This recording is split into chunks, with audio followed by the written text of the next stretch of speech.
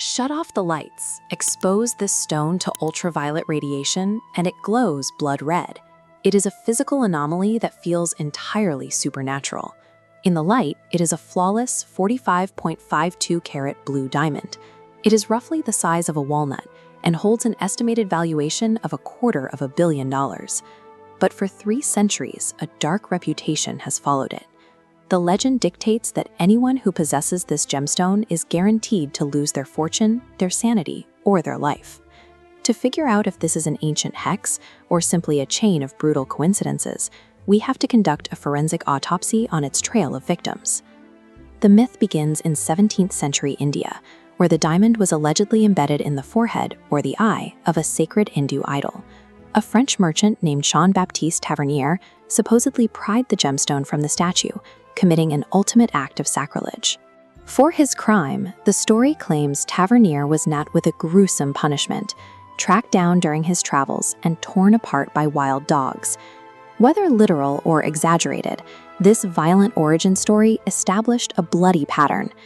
By the time the diamond reached Europe, it carried a terrifying reputation. King Louis XIV eagerly absorbed the stone into the French crown jewels, having it cut down and polished into a piece known as the French blue.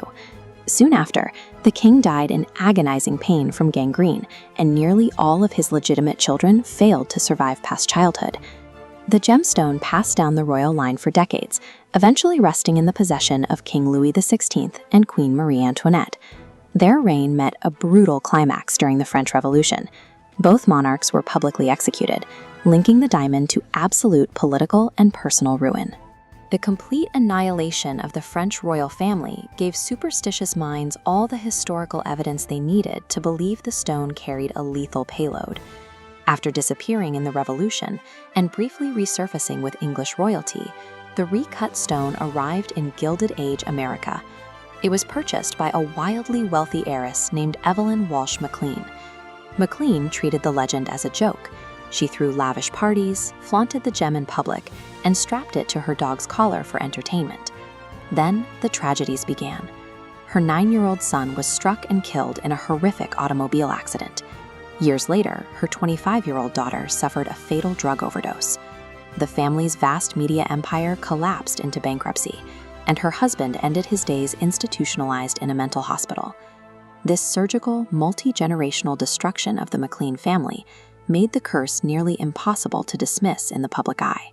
If we stop looking at the legend and start cross-examining the historical record, glaring holes immediately begin to appear. Jean-Baptiste Tavernier was never eaten by wild dogs. He died of natural causes in his 80s.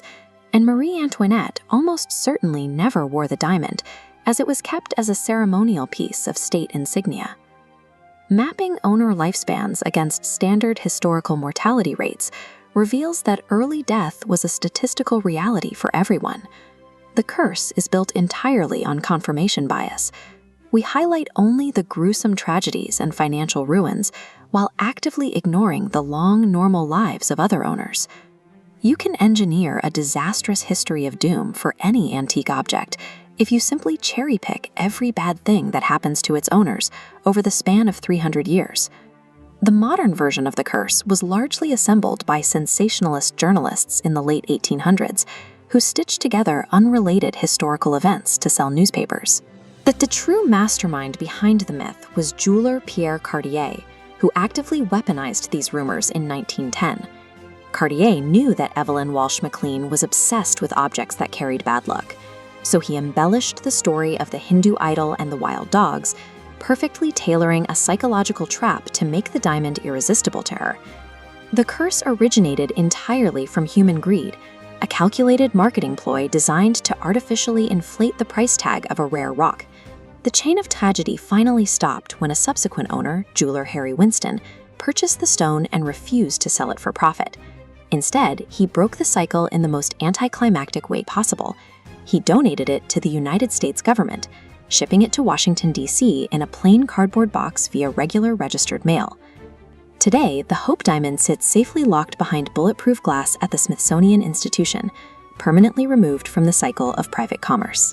It remains one of the most famous objects on Earth, not because of any supernatural power, but because of the stories we choose to believe. It is a mirror reflecting our dark, enduring desire to attach profound meaning to extraordinary wealth.